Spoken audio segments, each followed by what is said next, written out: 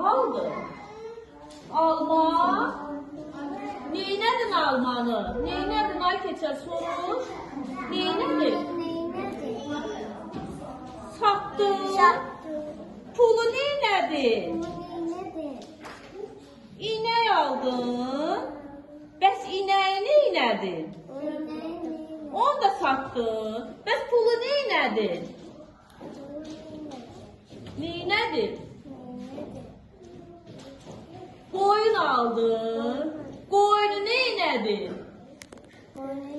Onu da satdın. Bəs onu neynədin qoyunu?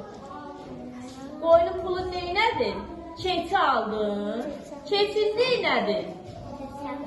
Onu da satdın. Bəs onu nə aldın onun puluna? Hə, nə aldın?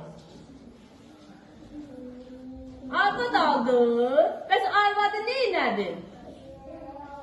Vurdun. Necə oldu arvad bəs? Vay! Uşaqlar kosa öldü. Ay uşaqlar kosamız öldü. Kosa öldü ya keçər. Ağla bir oxşa bir.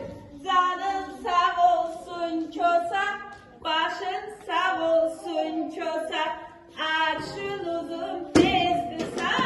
Kəfənsiz ölməz göze. Yox xonçasız ölməz. Uşaqlar kosa xonçasız verək dirilsin də. Xonça istəyir. Xonça istəyir. Verək kosaya.